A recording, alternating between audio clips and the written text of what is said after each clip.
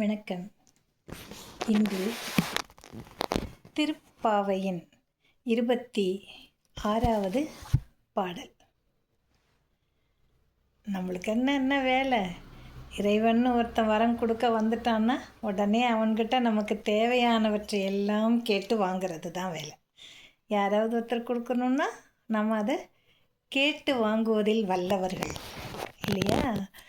அதே மாதிரி ஆண்டாள் என்ன சொல்கிறானாக்கா, இறைவா நீ எவ்வளவு ஆற்றல் மிக்கவன், நீலக்கடல் போல நிறம் கொண்டவன், அதாவது கருமைன்னு சொல்கிறது இல்லையா, அதனால் நீலக்கல் போலவும் இந்த சமுத்திரத்தை போலவும் நீல நிறமானவனே, நாங்கள்லாம் மார்கழியில் உன்னை வணங்கி நீராடி வணங்கி வாழ்த்த வேண்டும்.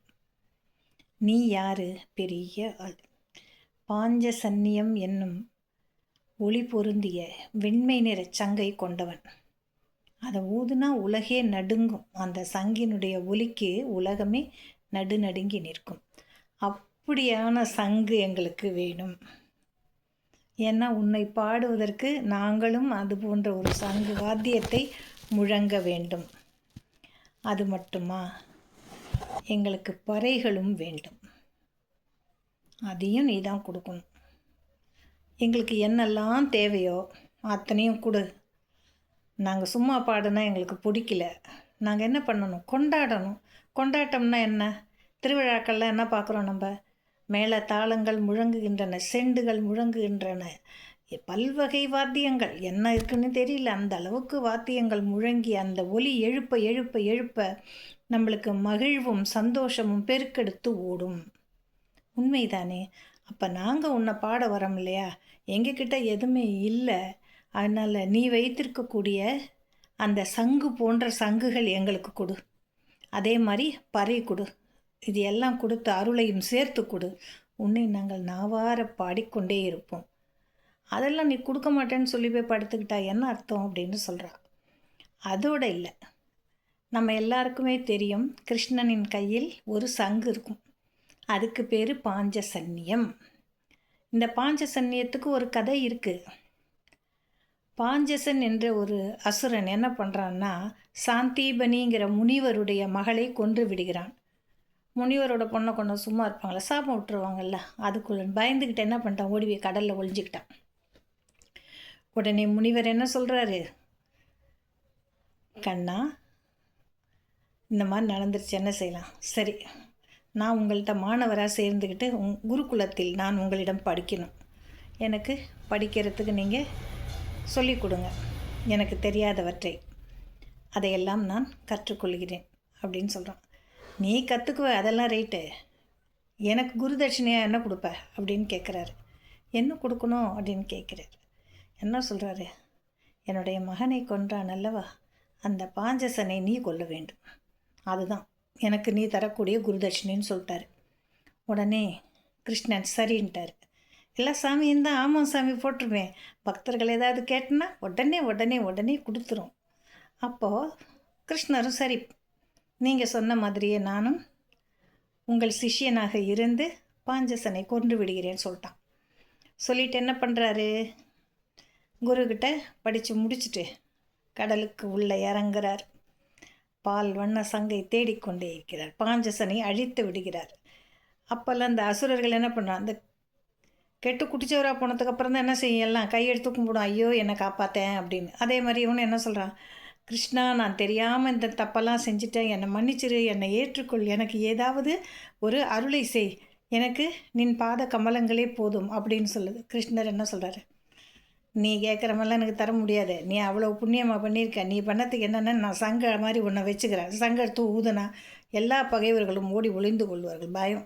ஏன்னா அது அசுர சங்கு. அவர் கையில் இருக்கிற அந்த பாஞ்சசன்னியம் என்பது என்ன? அசுர சங்கு. ஆனால் நாங்கள் கேட்குறது என்ன?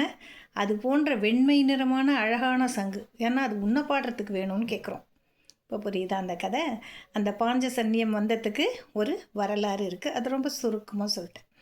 அப்போ இந்த பாடலில் இவ்வளவும் நீ எனக்கு கொடு, நான் உன்னை பாடுறேன்னு சொல்கிறேன். ஏன்னா ஒரு உரிமை. உன்னையே நம்பி நாங்கள் தினந்தோறும் காலையில் எழுந்து நீராடி பணிந்து வணங்குகிறோமே, அப்போ நீ இதெல்லாம் கொடுத்தீன்னா நாங்கள் இன்னும் சந்தோஷமாக உன்னை பற்றி பாடுவோம் இல்லையா? அப்படிங்கிறது தான் இந்த பாடல் இல்லையா? இப்போ பாடலுக்கு போகலாம். மாலே மணிவண்ணா, மாலே மணிவண்ணா, மார்கழி நீராடுவான். மாலே மணிவண்ணா, மார்கழி நீராடுவான். மேலைய செய்வனங்கள் வேண்டுவன கேட்டியேல், மேலைய செய்வனங்கள் வேண்டுவன கேட்டியேல். ஞாலத்தையெல்லாம் நடுங்க முரல்வன, ஞாலத்தை எல்லாம் நடுங்க முரல்வன, ஞாலத்தை எல்லாம் நடுங்க முரல்வன.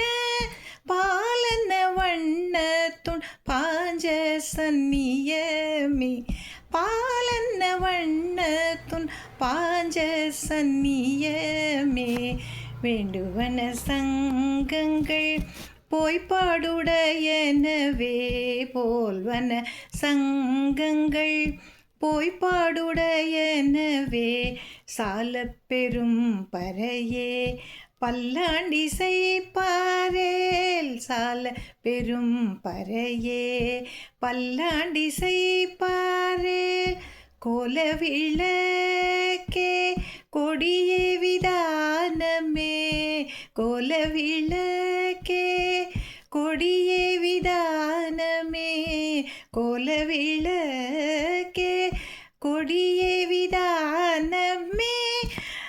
ஆலின் இலையாய் அருளேலோர் எம்பாவாய், ஆலின் இலையாய் அருளேலோர் எம்பாவாய். மாலே மணிவண்ணா. பாஞ்சசன்யம் போல ஒரு சங்கு வேணும், பறைகள் வேண்டும், அழகான ஒளி பொருந்திய விளக்குகள் வேண்டும், விதானம் வேண்டும், கொடி வேணும். ஏன்னா இதெல்லாம் பிடிச்சிக்கிட்டு நாங்கள் போகணும், ஜெயின்னு போகணும்.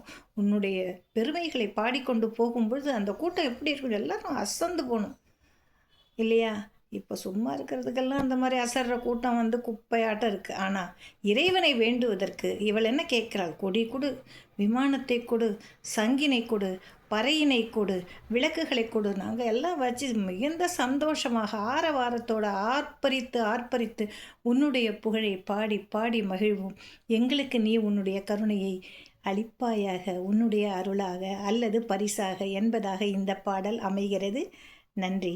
நாளை அடுத்த பாடலில் நாம் சந்திக்கலாம்.